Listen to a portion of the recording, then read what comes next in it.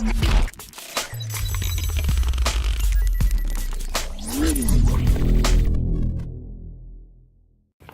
guys, it's Cameron from Making Change Men, bringing you a message today about motivation. This is the first volume, volume 1 of the motivation series. So let's go ahead and get into it.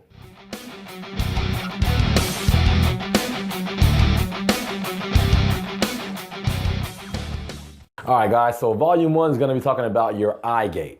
We're going to kind of cover what it is and we're going to let you know how to protect it.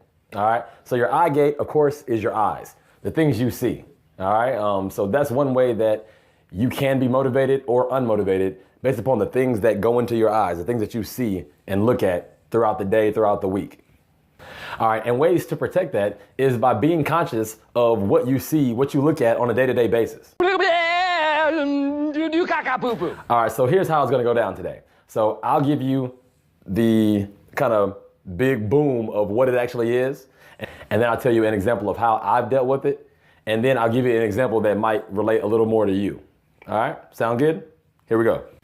All right, so one way to protect your eye gate is to use different like visual clues, like inspirational pics or inspirational words that go around the house. When I was growing up, I would go visit my Uncle Marcus. And in his house, a lot of times I would see just different signs up around the room. You know, it might say pray above the doorway. It might say love in the kitchen next to the dishes. In the mirror, you know, in the bathroom, it might say peace. It might say, you know, different things like that. Those are different visual cues, you know, that will kind of remind you, you know, because your mind can go all different kind of places, right? So those visual cues will kind of remind you to do whatever it is that you're trying to be motivated to do and try to encourage yourself to do. So again, visual cues, those things work. All right, so here's an example that might be a little more familiar or a little more relatable to you. I know I have a lot of students that tell me that they have anger issues. You know, they have a bad attitude or they catch an attitude real quick. They go from 0 to 100 real quick. And you might want to use those visual cues to set up like in your notebook, have them in your book bag or on your cell phone case, you know. And if the words like peace, love, calm, count to 10, if those things don't work, you know, or you should use those anyway probably to try just to see. But put pictures, you know, pictures of your little brother, little sister, people that depend on you, people that you care about, your parents. And those things might help you kind of, you know, when you feel yourself getting there, you can look at those and kind of calm yourself down, you know, without really anybody knowing. All right, the second thing is being around inspiring people. You know, positive people that are doing the things that you want to do and that you want to accomplish. One of my friends, Tim, he inspires me and motivates me to stay positive and to kind of pursue my goals and what I'm doing. He owns several businesses, very financially smart, and pretty much just a real positive guy. So it's real cool to, you know, spend time with him, see him doing what he's doing, and it keeps me motivated.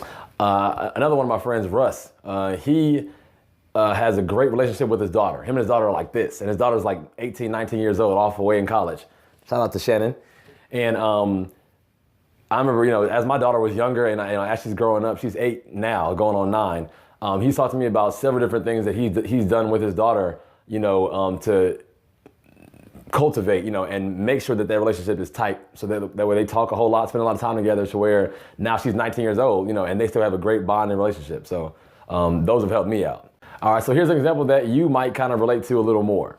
A lot of my students, you know, and a lot of young people nowadays, they want to, you know, get into the music business, you know, want to be a rapper, a singer, a producer, a DJ, dance, you know, get into theater, things like that. If that's what you're aspiring to do, then there are a lot of different places that you can intern, like at a radio station. You can watch people on YouTube, you know, seeing the struggles that they went through. Those things can inspire you. Have pictures of them up, you know, things like that. And the third thing, some young people kind of shy away from this, but reading books or articles that have to do with what you want to do. I know a lot of young people kind of don't like to read, but reading things like social studies, you know, science, math, you know, okay, you probably don't want to read those books, but if it's something that you're interested in, and something that you're looking to try to do, it might be a good idea to read and find out what someone else has done or read an autobiography about somebody that's doing what you want to do. If you don't want to, you know, read big old full autobiographies, I can understand that. Then look at an article in a magazine, article on the internet. Shoot, you can look at YouTube and watch awesome videos like this one.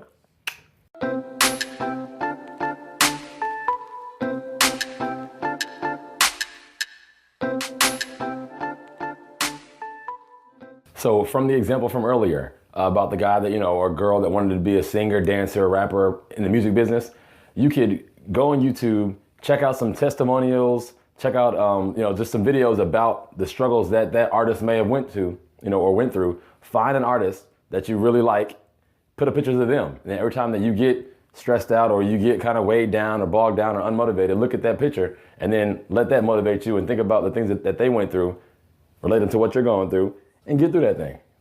All right, so let's go ahead and recap. So first, you want to remember to be conscious about what you're actually seeing, what you're focusing on, what you're looking at. That goes for IG, Snapchat, Facebook, YouTube, whatever you're watching. Make sure that you're watching things that's going to propel you to where you want to be.